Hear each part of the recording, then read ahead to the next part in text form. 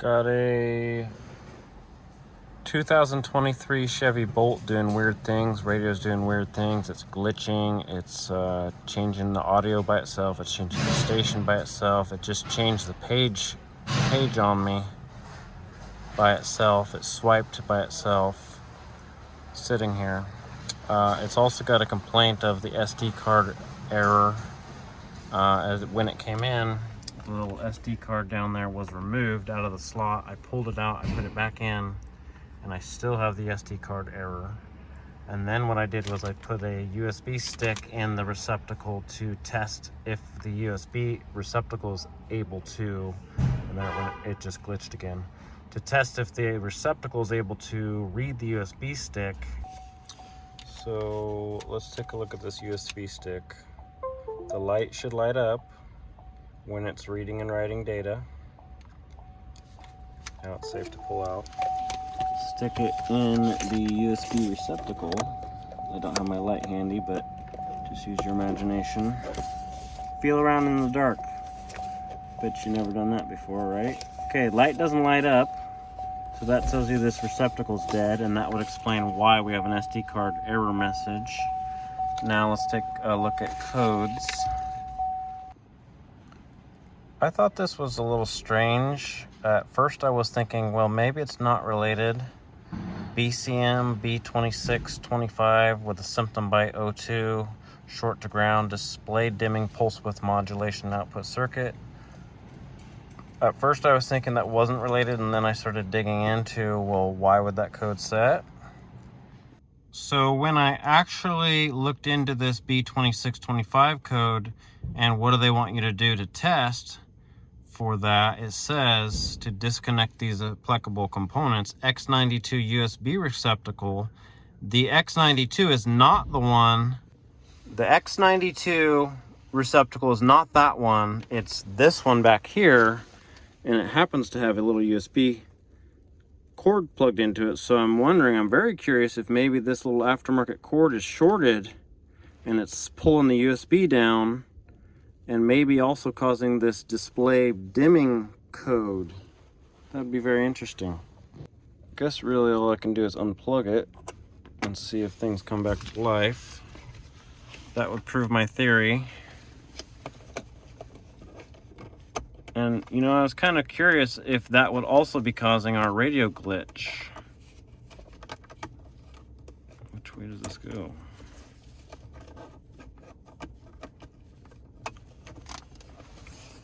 Still does not light up.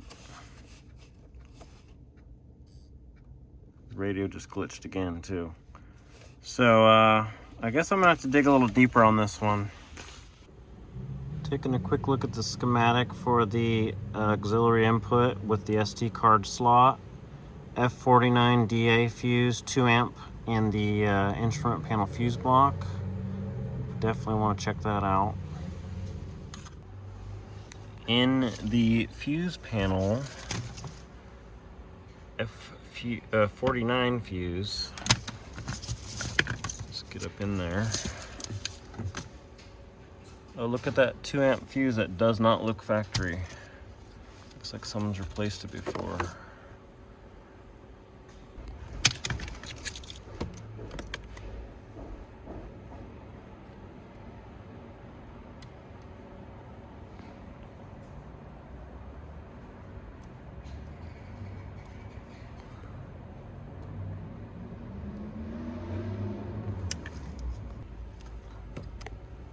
See that 2 amp fuse right there does not look factory? That one looks factory. So this one lights the light on both sides.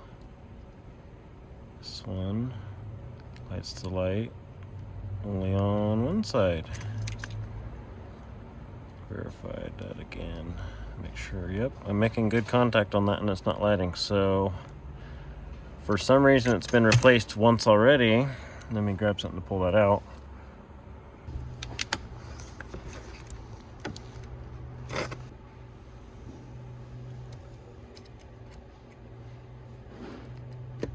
I didn't see it blow immediately, so that's a good sign.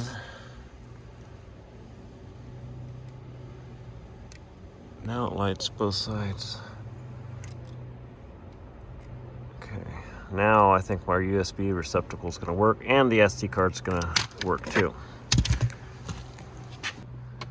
But will the weird radio glitch go away? That's the real question. That's the primary concern, I believe. So the SD card error is gone. The location is now working, so we're good there. Still experiencing the weird glitch though. So not only did it have the SD card thing going on, but it had the USB receptacle inoperative. I know that this radio has an update available to it, or at least I believe there is one. Build number, so W46E 164, V164. So I think that this radio probably does have an update available to it. And when I discovered that the USB was also inoperative, it's pretty hard to do a USB update if the USB receptacle doesn't even work. So I think now I will go for the radio update, and then we'll see if that glitch goes away. If it doesn't go away, I would probably call it a bad touchscreen, bad faceplate assembly, because really that's the only thing that could cause these weird things where it's like acting like you're touching the screen, it's acting like you're changing the volume and all that. It's acting, you know, it's doing weird stuff. And I don't think it's the steering wheel controls, because those actually display something different on the cluster here. So when this guy glitches out, you see nothing on the IPC. So that's why I think it's not the steering wheel controls. It's probably just the touchscreen, the faceplate assembly, if not software. So let's see if the software update takes care of it, and then let's see what happens. Who decided to put this thing down in a hellhole where you can't even see it or reach it or anything? Is the light lighting up now? Still no light. Look at that. SD card has been removed. Did that fuse just pop? Wow. Did it pop just because I plugged a USB into it? Do we have a faulty receptacle? Do we have something shoved down in the hole or something? Maybe I should take a closer look with a flashlight.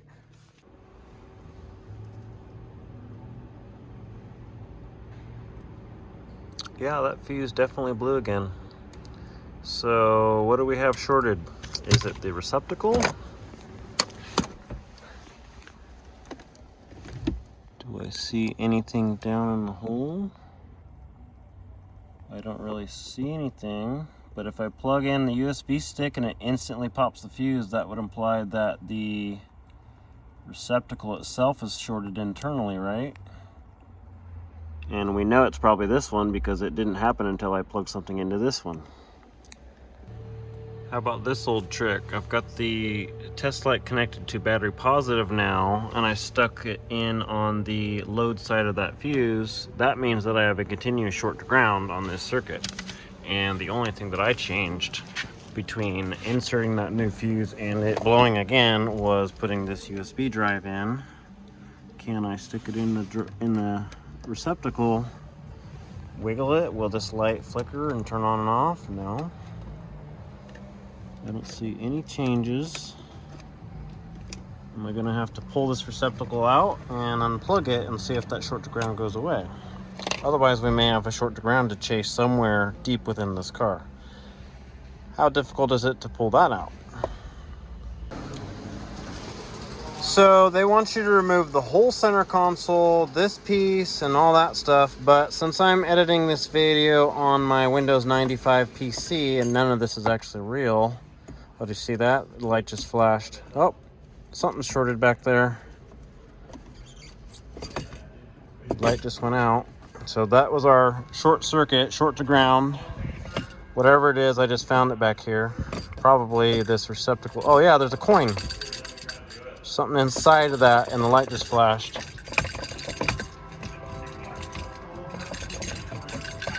So that's not going to be warranty. Well, maybe. Okay, so I disconnected the USB cable from that receptacle. I still have a short circuit. Now, shake that little coin around. Look at that. There's something inside this receptacle I wonder if that is the cause of our glitch. Let me disconnect this, if I can. I need a light because they put these stupid little locking clips on these things. Okay, I got it out of there. Short circuit is confirmed gone with this disconnected. We definitely have something inside of here. I wonder if I could fix this. Fix it by taking the foreign object out of it.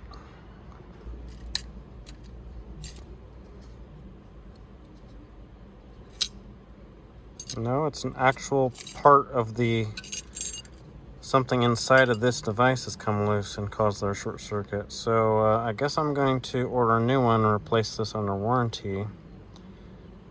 So short circuit, shorted outlet. So can I turn it on now?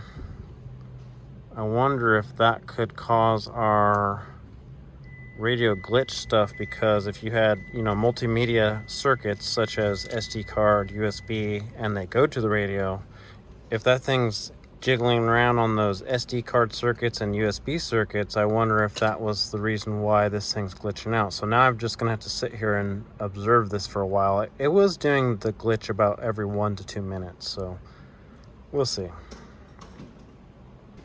Look, I slid the circuit boards out of the case. You can actually see where that's supposed to go.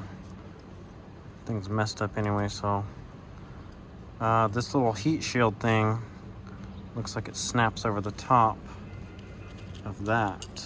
So I could probably fix this receptacle and put it back together and it'll work just fine. Maybe I will do that. Let's find out. It looks like it did not matter which way that went on there. Snap that on like it's supposed to be. That was probably just never installed correctly. Is that tab bent over a little bit or something? Maybe that was the problem. Look at that. It's just bent a little bit, so of course it's going to pop off. I also discovered that these two halves disconnect from each other, so there's no bending required. They will actually stack like that. So I just need to put this little heat shield on the way it's supposed to be. I'm not going to try and bend that back into position because it's just so small, and I already tried to pry this thing back off. Already tried to pry that thing back off and it wouldn't come off. So now I'm just going to put this thing back together and we're going to test it. So yeah, this will fit back together like this. One-handed.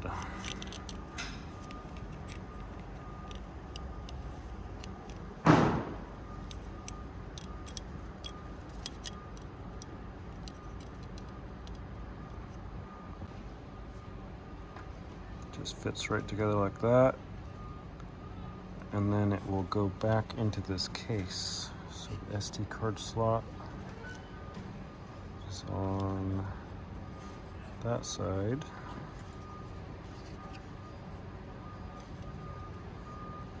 Neat. It's a two-tiered case, so they have to like slide, both of these circuit boards have to slide into the right slots.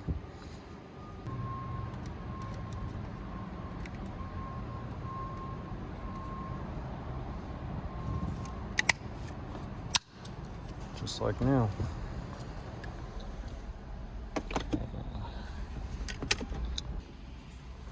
I got both the electrical connector and the USB plugged in.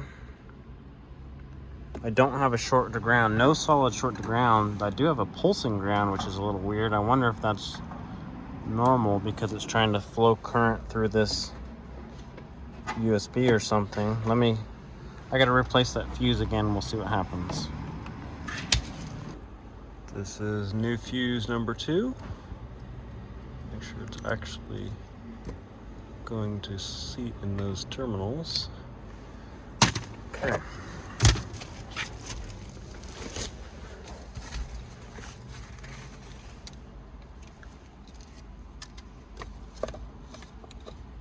Look at that. We have audio. Tester is working correctly. The USB audio test using the Okay, so that's fixed. tester is working correctly. And I have not seen that glitch come back whatsoever since dealing with this short inside of here. I haven't seen that glitch come back. So I wonder if that was the fix, but now I'll be able to do my software update, my USB software update, now that this is fixed. I am still going to replace this because I don't want any chances of that little heat shield coming back, coming loose again and causing another problem.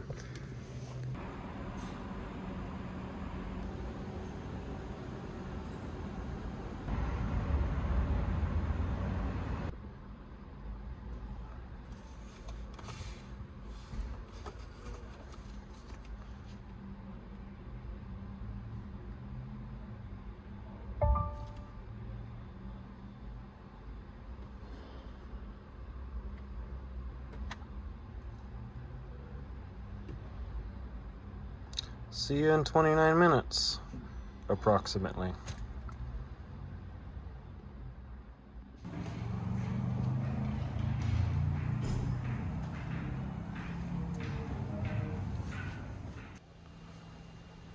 Woodsy the Owl says, give a hoot, don't pollute. I can get down with that, Woodsy. Should we tell him the truth about this car and all this plastic, though? Let's stay quiet about that. Okay, so we have a build version that changed from 164 to 167. We have a successful software update. I haven't seen that radio glitch come back at all, so I'm probably going to call this one fixed, even though I ordered a new SD card reader and all that. But I have already demonstrated what's going to take to fix it.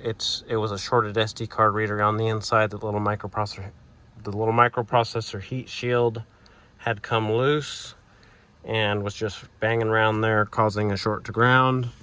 Also, I found it interesting that the code that we had earlier, that B2625 dimming display pulse width modulation circuit, look at that, passed. That code was indeed related. That's very interesting. I'm gonna do some more research on that code and see how exactly, because I don't think that the code, the diagnostic document, said anything about checking this USB receptacle. So I'm gonna have to double check on that. And I don't know, that's kind of a learning experience for me, because I took a class, or I attended a class one time, long time ago, and the gist of the lesson was, you may have codes that you think are not related, like say a body control module code that said something about a dimming circuit, right? A dimming circuit, what does that have to do with navigation? What does that have to do with SD card? What does that have to do with USB? Apparently a lot. So don't ignore those codes that you think are not related, right? Maybe that just tips the scale in the right direction, and that's what gets you diagnosed and fixed. Otherwise, that's all I got. Ta-ta for now. Okay, yes, actually, the B2625 code says right here, X83 auxiliary audio input. So if you would have followed this trouble code diagnostic, you probably would have found it, maybe. But from the sounds of it, it probably would have been intermittent. But if they're telling you to disconnect all of these, you would have found it when you would have had to take the console apart to disconnect this one, and that's what you probably would have found the little jingle inside of it, right? So if you would have followed this DTC diagnostic guide, it probably would have led you in the right direction. But again, you may not always think that a dimming circuit was related to the SD card reader. And you can see it right here, X83 auxiliary audio.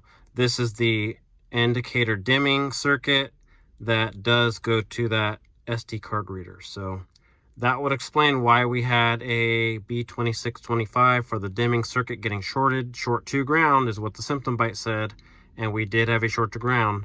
But with that little thing jingling around in there, you're not always going to have a short to ground on the same circuits, right? You're going to have a short to power, short here and there. You're going to have all sorts of crazy things going around with that thing jingling around in there. This is the 2022 I just fixed. So I just fixed that 2022 with a SD card error, and now I've got a 2023 with the same complaint, SD card error. This one needs a diagnosis. Is this going to be a double diagnosis, double SD card diagnosis? I might have to split this up into 2 videos though because of length. What do we got for navigation?